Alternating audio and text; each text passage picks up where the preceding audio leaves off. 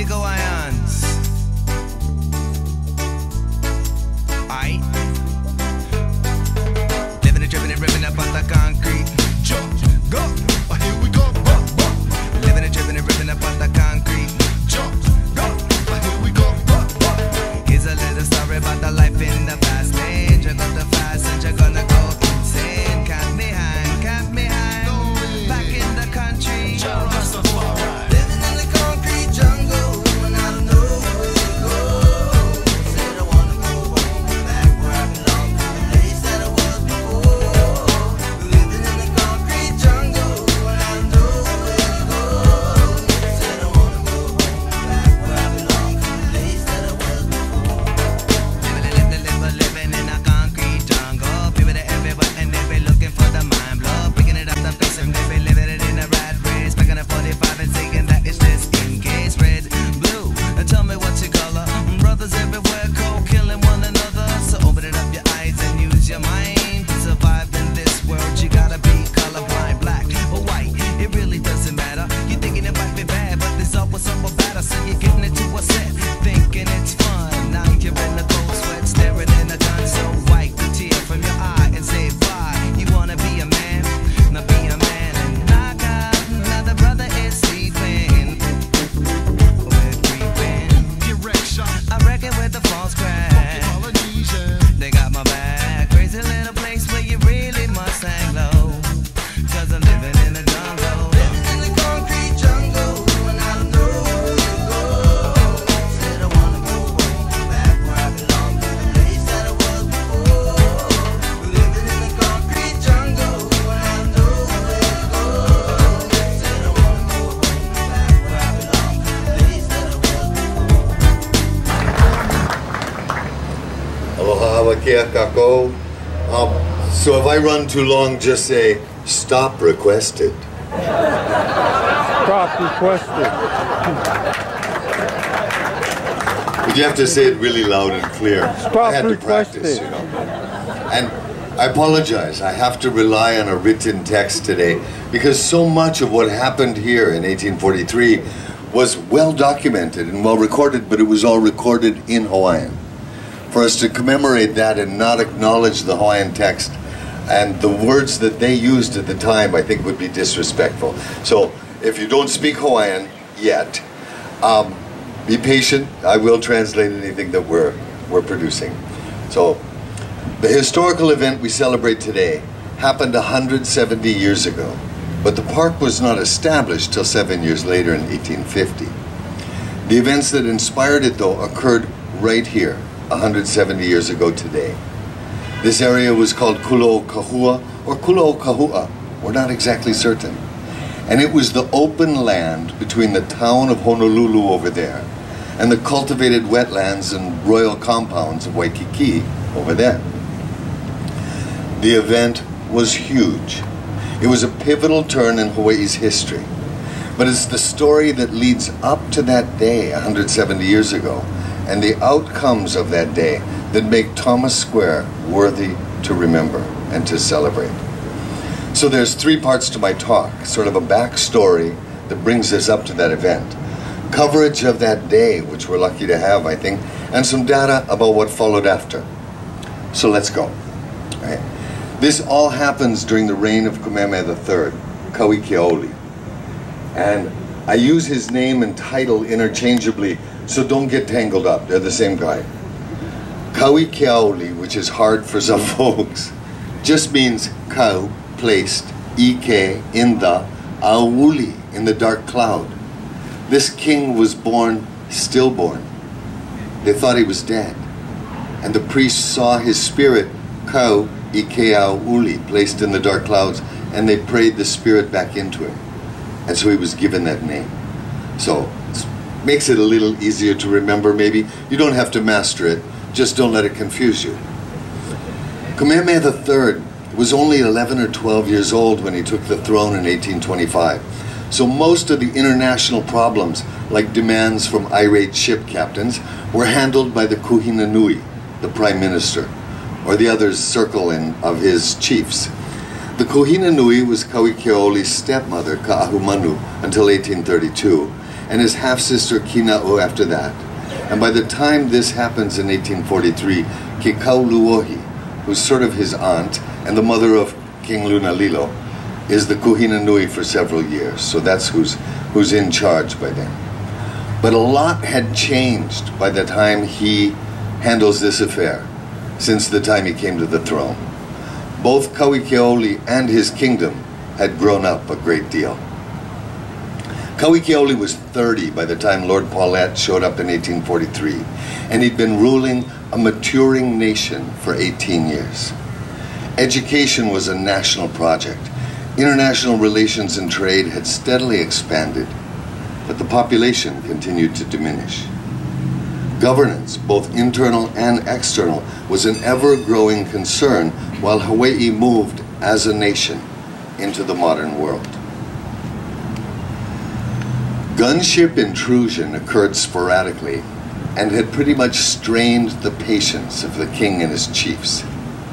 In 1839, just prior to this, after the French demanded a compliance bond of $20,000 in hastily borrowed gold as a guarantee for their right to sell liquor, Kauikeoli moved right after that event to radically change his nation. First, the same year, he gave a Bill of Rights that extended to all citizens. That changed the legal status, the interaction within the nation. The next year, he proclaimed it to be a constitutional monarchy, completely replacing his absolute rule. So actually, this flag has stood over 5 kinds of government: absolute monarchy and constitutional monarchy just within the kingdom. These choices were partly to ward off gunship diplomacy, for the king and his country couldn't be bullied so easily if he was sharing power with a legislature of nobles and elected representatives. But experience did say that armed captains would be more likely to heed the word of their own leaders than those of a Hawaiian king. So just over a year after the constitutional monarchy was established, he sent special emissaries to America, England, and France to secure formal recognition of Hawaii as an independent nation, as a nation where treaties, not canons, ruled. A modern government system, backed by official recognition from all the great world powers, would hopefully diffuse attempts by armed captains to impose their will upon the nation. But the diplomatic envoys, Sir George Simpson, Timoteo Ha'alilio, and William Richards, were still on the road working to secure those agreements when trouble erupted here. The ever-cantankerous British consul in Honolulu, Mr. Richard Charlton, who had been non-stop grief for the government, dramatically presented his complaints about Hawaii's mistreatment of British subjects to Lord Paulette when they met up in Mexico. Charlton was on his way to Britain. As commander of a British battleship, Paulette came to Hawaii to investigate and to demand special attention for British subjects here, particularly for Mr. Charlton, his new friend, whose spurious land claims had tied up Hawaiian courts for years. The drama leading up to Thomas Square began right then. February 11th, he arrived. This is 1843. On the ship Carrisford, and he demanded to see the king. Kauikeoli was on Maui, and his minister, Jared Judd, was here, and he was appointed to handle that. Paulette absolutely refused to speak to anyone but the king, so letters are fired back and forth. And after a week of threats, Paulette has issued a list of demands, and if he's not meeting with the king by the next day, he will attack Honolulu, will take Hawaii by force. He officially asked the American captain that was in the harbor at the time to not interfere. Britain will be acting. So Captain Long was on the USS Boston in Honolulu Harbor. So Kauikeoli and the Kuhina Nui, Ke Kauluohi, responded they would comply. They came quickly from Maui, but that it was under protest. Kauikeoli met for several days with Lord Paulette and the interim British consul. And in the discussions, and I honor this, is that Kauikeoli refused to just follow Charlton's many claims and to undo all of the court cases. He said he would review them but that these were real courts of a real nation. He did not feel that it was his job to simply overrule them. He could call them for a review, but not an overrule. Lord Paulette was absolutely unwilling to negotiate. So on the 25th of February, rather than comply with all of his commands, Kauikeole agreed to peacefully surrender the Hawaiian government to the British Crown until Britain reviewed the setting.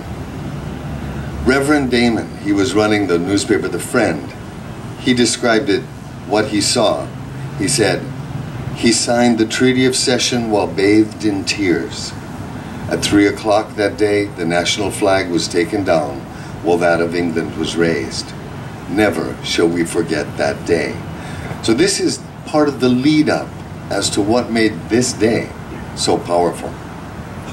William Charles Lunalilo, who would be king later, was just 8 years old during this incident. And in a holiday speech as he was older, he recounted being there, and he said, "Ke ho mana o nei no au I ka umea I ike ai, ia o e kua na maloko na pā o ka pāpū kahiko. Me ka mō I e noho nei ke iwa, me kona mo kai kai nei hala e aku. Wa ike iho mākou I ke kuu ia aneiho o ko kako hai I lalo. Ma ia la, wa haawi ia aku ke ia mau moko puni I ke kalaunu o Beatania Nui. Ma ia la, ua belo lana kila e ka hae hokulele o Albiona, ma ke ia pai aina." This is Lunalilo. "I still recall what I saw as I stood on the grounds of the old fort with our current King Kamehameha V and his younger brothers, now deceased. We witnessed our flag being brought down.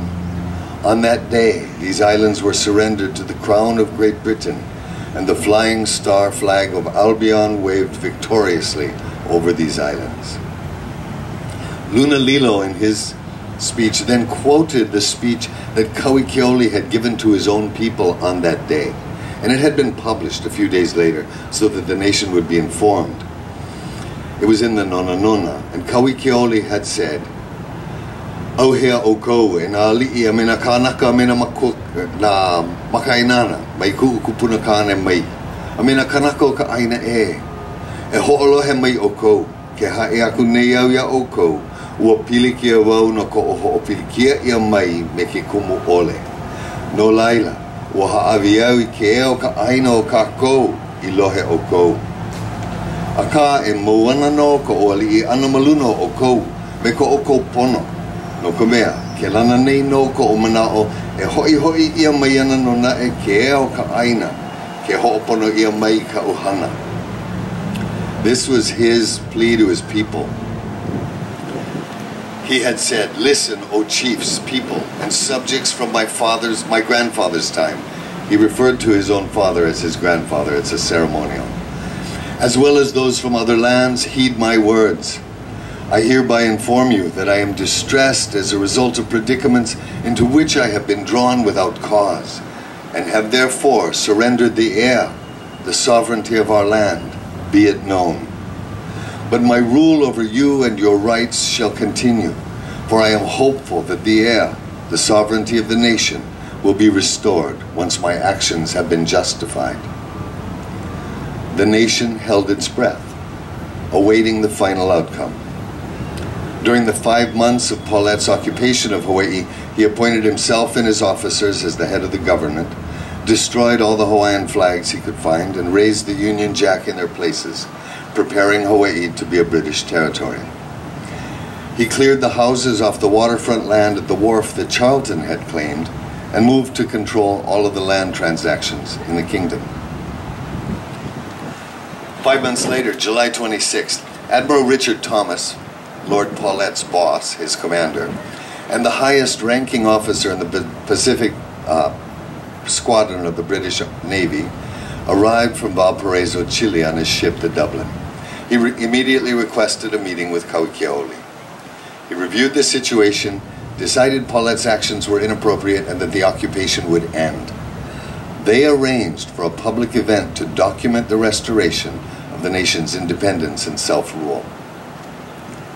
Fortunately for us, Jarrett P. Judd, who was a real none kind of guy, did a very detailed report in a later speech he did, Now he wrote it in Hawaiian and he gave the speech in Hawaiian, but his translation of it, because it's long enough just in English, is this. He describes, Kauikeoli emerged from the grounds of Kanaina, which is the palace grounds, on horseback, along with Kekoanoa, Paki, Keoniana, Kanoa, Kivini, and some foreigners, and they rode for Kulo'okahua. Admiral Thomas was there with his troops and mounted guns in all his grandeur, and also there were the young chiefs and a throng of natives and foreigners awaiting the appearance of the king. When the king arrived, Admiral Thomas approached him, holding the Hawaiian flag in his hands. The king and all his people dismounted, and the admiral came to him, opened the flag to the wind, and then gave it to Kauikeoli's flag bearer. Right then, 21 mounted guns fired as a salute to the flag, and the British flag atop Puawaina, Punchbowl Crater at the fort up here, was lowered while the Hawaiian flag was drawn up again, whereupon 21 guns of Puawaina sounded. Then the British flag was pulled down at the fort, and the Hawaiian flag was raised, so the fort fired a 21-gun salute, which was followed by 21 guns from the ship Carrisford, 21 from the ship Dublin, 21 more from the ship Hazard, and then the American ship Constellation fired a 21-gun salute. When that was all over, the 21 mounted guns here in the park fired another salute in honor of the king. The British soldiers stood in a circle saluting the king, and when that was done, the king returned to the palace. At 1 o'clock, the king, his soldiers, and a crowd of people all went to the church of Kaiahao, gave thanks to God for his grace in restoring the sovereignty of the nation. And I want a side note here. It's in that speech. He had already referred to, I've given away the heir. In that speech, he said, Ua mau keo ka aine ka pono, that the land, the life, the sovereignty of the land is perpetuated in righteousness. That was proclaimed in his speech. It became an adage throughout the kingdom era and is now the official motto of the state. At 3 o'clock that day, the king went aboard the ship Dublin to a dinner that was hosted by the admiral.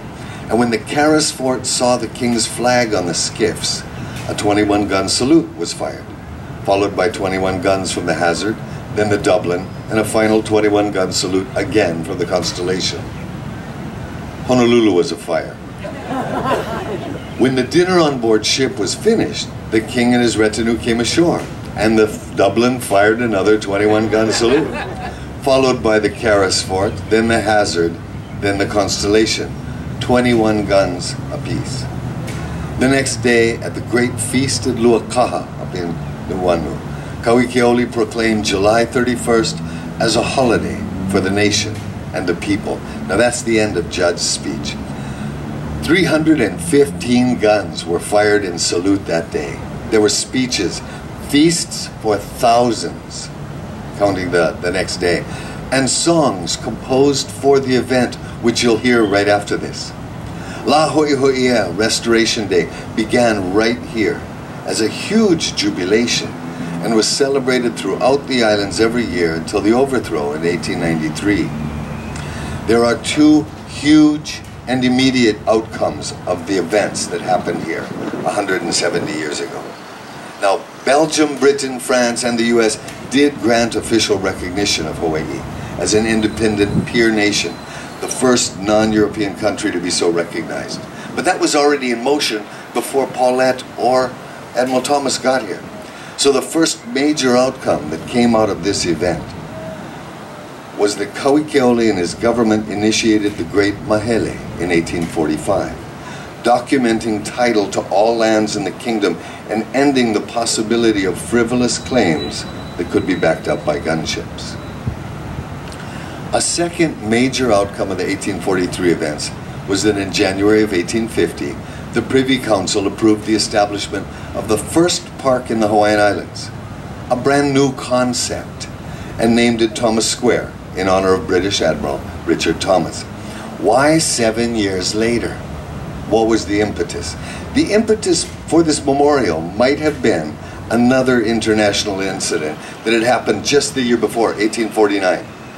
The French had returned, a warship had seized the fort, destroyed the fort, $100,000 damage, in 1849 dollars, by the way. And again, it was a fight over the right to sell brandy and etc., etc. The Hawaiian government, then very next January, moved to commemorate not an act of injustice, but to commemorate an historical act of justice. Thomas's restoration of sovereignty, rather than any of the many historical injustices that had happened. No monuments in Honolulu recall those invasions or those intrusions. This does, on the other side. But Thomas Square, laid out today, which I'm told is a modern piece, in the design of the British Union Jack, would we have recognized that, has been maintained as a public park, first in the islands, since 1850. It's a memorial to fairness overcoming force and power. It's often cited that Queen Liliuokalani, on relinquishing her government to the US forces that backed the 1893 overthrow, used as her diplomatic model Kauikeole's enduring belief that justice would win over military might. The outcomes of the two events were not the same, but it's critical that we as a people continue to commemorate the historical models that can guide our hopes. Thomas Square stands as an elegant example of that kind of model. It gives physical presence to the words of Kauikeole on that happy day in 1843 when he said, "Wa mau ke eo ka aine ka pono." And it reminds us that justice can, indeed, be more powerful than force or might. Today we commemorate a historical sequence of events that helped shape Hawaii, past and present. As part of this celebration, the Hawaiian flag is to be honored right now, as it was done 170 years ago. Mahalo nui a oko.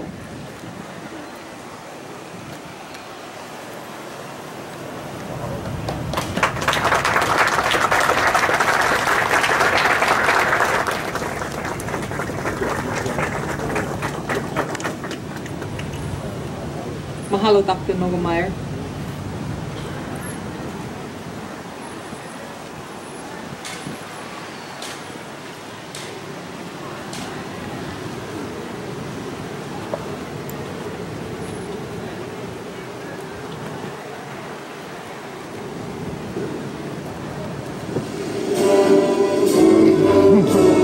Please join now in the singing of a song that was written 170 years ago today.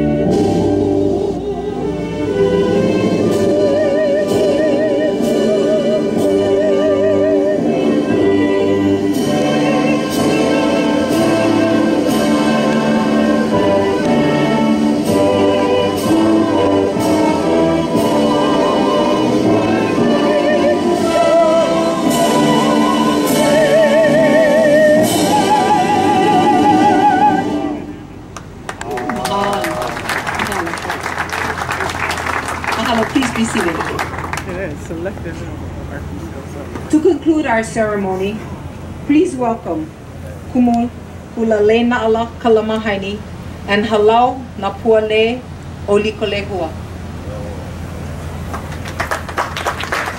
Kumu Lei Na'ala was my kumu at Kamehameha School. And I saw her one time eating chop suey and I said, Kumu, can you help me? I work for the mayor. I love the mayor. I'll help you. So I said, I'll take her up on it. Mahalo so much, Kumu.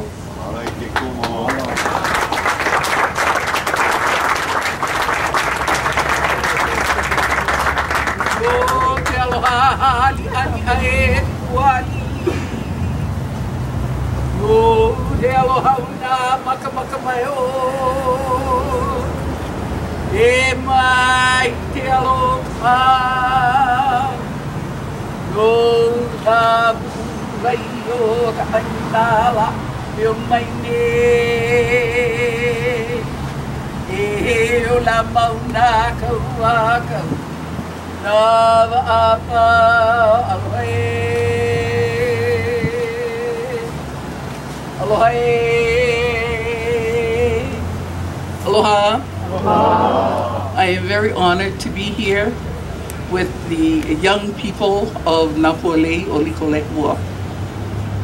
It is our job to make sure that the kids are educated in their culture, in their language, in their history. And so whoever could make it this morning is here with me with open hearts and good thoughts. So I present to you Napuale Olikolehua.